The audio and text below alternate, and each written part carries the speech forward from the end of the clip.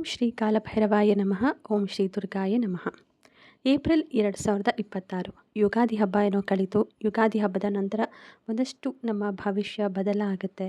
April ತಿಂಗಳಲ್ಲಿ ಯಾವೆಲ್ಲ ರೀತಿಯ ಬದಲಾವಣೆಗಳಾಗುತ್ತೆ, ಶುಭ ಹಾಗೆ ಅಶುಭ ಫಲಗಳಿದ್ದರೆ ಯಾವ ರೀತಿಯ ಒಂದು ಪರಿಹಾರವನ್ನು ಮಾಡ್ಕೊಳ್ಬೋದು ಅನ್ನೋದರ ಬಗ್ಗೆ ಎಲ್ಲರೂ ಕೂಡ ಕಾಯ್ತಿರ್ತೀರಿ. ಅದೇ ರೀತಿ ಏಪ್ರಿಲ್ 2026 ಮಕರ ರಾಶಿಯ ಭವಿಷ್ಯ ಹೇಗಿದೆ ಅನ್ನೋದನ್ನು ಇವತ್ತು ನಾನು ಹೇಳ್ತಾ ಹೋಗ್ತೀನಿ. ವೃತ್ತಿ ಉದ್ಯೋಗ ಹೇಗಿದೆ, ಹಾಗೆ ಕುಟುಂಬದಲ್ಲಿ ಯಾವ ರೀತಿ ಇರುತ್ತೆ, ಆರ್ಥಿಕ ವ್ಯವಹಾರಗಳು ಯಾವ ರೀತಿಯ ಫಲ ಕೊಡುತ್ತೆ, ಇದೆಲ್ಲದರ ಜೊತೆಗೆ ಯಾವ ರೀತಿಯ ಒಂದು ಪರಿಹಾರವನ್ನು ಮಾಡಿಕೊಳ್ಬೇಕು ಅನ್ನೋದರ ಬಗ್ಗೆ ಸಂಪೂರ್ಣವಾಗಿ ಒಂದು ಮಾಹಿತಿಯನ್ನು ನಾನು ನೀಡ್ತಾ ಹೋಗ್ತೀನಿ. ಮೊದಲನೇದಾಗಿ ಏಪ್ರಿಲ್ 2026 ಒಂದು ರೀತಿ ವಿಭಿನ್ನವಾಗಿದೆ. ಗ್ರಹಗತಿಗಳಂತೂ ಕುತೂಹಲಕಾರಿಯಾಗಿ ತಮ್ಮ ಪಥವನ್ನು ಬದಲಾಯಿಸ್ತಾ ಪಥ ಚಲನೆಯನ್ನು ಮಾಡ್ತಾ ಇದ್ದು, ಈ ರಾಶಿಯ ಅಧಿಪತಿ ಶನಿ ಆಗಿರೋದ್ರಿಂದ ಶನಿ ಕುಂಭರಾಶಿಯಲ್ಲಿದ್ದಾರೆ. ಸೊ ಆರ್ಥಿಕವಾಗಿ ಒಂದು ಶಿಸ್ತು ಮಕರ ರಾಶಿಯವರಿಗೆ ಈ ಒಂದು ಸಂದರ್ಭದಲ್ಲಿ ಅತಿ ಅಗತ್ಯವಾಗಿದೆ. ಮೊದಲನೇದಾಗಿ ವೃತ್ತಿ ಮತ್ತು ಉದ್ಯೋಗ ಯಾವ ರೀತಿ ಇರುತ್ತೆ, ಸ್ಥಳ ಬದಲಾವಣೆ ಆಗುವಂತಹ ಸಾಧ್ಯತೆ ಹೆಚ್ಚಾಗಿದೆ.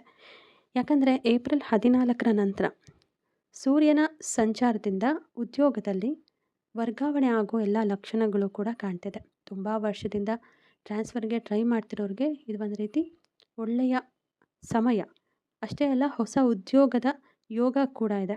ಹೊಸ ಉದ್ಯೋಗ ಯಾರೆಲ್ಲ ನೋಡ್ತಿದ್ದೀರಾ ಅಂದರೆ, ತಮ್ಮ ಜಾಬ್ ಹುಡುಕ್ತಾ ಇರುವರು, ಸ್ಟಡೀಸ್ನ ಮುಗಿಸಿ ಇನ್ನೇನು ಇಂಟರ್ನ್ಶಿಪ್ ಮಾಡಿ ಒಳ್ಳೆ ಕೆಲಸನ ಹುಡುಕ್ತಾ ಇರೋರಿಗೂ ಕೂಡ ಉದ್ಯೋಗ ಸಿಗುವಂತಹ ಎಲ್ಲ ಸಾಧ್ಯತೆಗಳು ಕೂಡ ಇದೆ. ಹಾಗೆ ಜವಾಬ್ದಾರಿ ಕೆಲಸದ ವಿಚಾರದಲ್ಲಿ ಜಾಸ್ತಿ ಆಗುತ್ತೆ. ವ್ಯಾಪಾರ ಮಾಡಬೇಕು ಅಂತ ಅಂದ್ಕೊಂಡಿರೋರು ಯಾವುದಾದ್ರೂ ಒಂದು ಶೇರ್ ಮಾರ್ಕೆಟಲ್ಲೋ ಹೂಡಿಕೆ ಮಾಡಬೇಕು ಅಂತ ಹೇಳಿದ್ರೆ ಇದು ಸಕಾಲ ಅಲ್ಲವೇ ಅಲ್ಲ.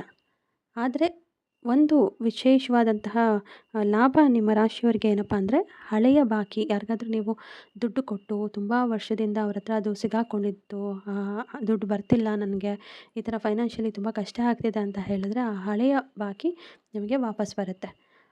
ಹಣದ ಹರಿವು ಗುರು ಹಾಗೆ ಶುಕ್ರ ಅನುಕೂಲವಾಗಿರುವಂತಹ ಜಾಗದಲ್ಲಿ ಇರೋದ್ರಿಂದ ಆದಾಯ ಹೊಸ ಮೂಲದಿಂದ ಬಂದೇ ಬರುತ್ತೆ. ಆದರೆ ಮೇನ್ ಪ್ರಾಬ್ಲಮ್ ಏನಂದರೆ, ಶನಿ ಮಹಾತ್ಮ ಸ್ವಾಮಿ ದ್ವಿತೀಯದಲ್ಲಿರೋದ್ರಿಂದ ಅನಿರೀಕ್ಷಿತವಾಗಿ ಒಂದಷ್ಟು ಕುಟುಂಬದಲ್ಲಿ ಖರ್ಚುಗಳು ಜಾಸ್ತಿ ಆಗುತ್ತೆ. ಯಾವುದೋ ಒಂದು ಫೀಸ್ ಕಟ್ಟೋದಾಗಿರ್ಬೋದು, ಅಥವಾ ಯಾವುದೋ ಒಂದು ಮದುವೆ ಖರ್ಚಾಗಿರ್ಬೋದು, ಯಾರೋ ಸಂಬಂಧಿಕರಿಗೆ ಸಾಲ ಕೊಡೋದಾಗಿರ್ಬೋದು, ಅನಿವಾರ್ಯವಾಗಿ ಖರ್ಚು ಮಾಡಲೇಬೇಕಾದಂತಹ ಪರಿಸ್ಥಿತಿ ನಿರ್ಮಾಣ ಆಗುತ್ತೆ. ಹೂಡಿಕೆ ಮಾಡಬೇಕು ಅಂತ ಅಂದ್ಕೊಂಡಿರೋರು ಶೇರ್ ಮಾರ್ಕೆಟ್ನಲ್ಲಿ ಹೂಡಿಕೆ ಸದ್ಯಕ್ಕೆ ಬೇಡ. ಕುಟುಂಬದಲ್ಲಿ ಯಾವ ರೀತಿ ಇರುತ್ತೆ ಮಕರ ರಾಶಿಯವರಿಗೆ, ಮಾತಿನ ಮೇಲೆ ಖಂಡಿತವಾಗ್ಲೂ ಈ ಸಮಯದಲ್ಲಿ ನೀವು ನಿಗಾ ಇಡಲೇಬೇಕು. ಕುಟುಂಬದಲ್ಲಿ ಸಣ್ಣ ಪುಟ್ಟ ಭಿನ್ನಾಭಿಪ್ರಾಯಗಳು ಬರುವಂತಹ ಸಾಧ್ಯತೆ ಇರೋದ್ರಿಂದ ಪ್ರತಿ ವಿಷಯದಲ್ಲೂ ಕೂಡ ತಾಳ್ಮೆ ಅವಶ್ಯಕ. ಆರೋಗ್ಯದ ವಿಚಾರದಲ್ಲಿ ಹೊಟ್ಟೆಗೆ ಸಂಬಂಧಿಸಿದಂತಹ ಒಂದಷ್ಟು ಸಮಸ್ಯೆಗಳು ನಿಮ್ಮನ್ನು ಬಾಧಿಸುತ್ತೆ. ಅಜೀರ್ಣನೂ ಕೂಡ ಆಗುತ್ತೆ. ಈ ಸಂದರ್ಭದಲ್ಲಿ ಹೊರಗಡೆ ಊಟ ಮಾಡೋದು, ಬೇರೆ ಬೇರೆ ರೀತಿಯ ಜಂಕ್ ಫುಡ್ಗಳನ್ನ ತಿನ್ನೋದು, ಇದೆಲ್ಲದರಿಂದ ಕೂಡ ಜಾಗೃತರಾಗಿರಬೇಕು.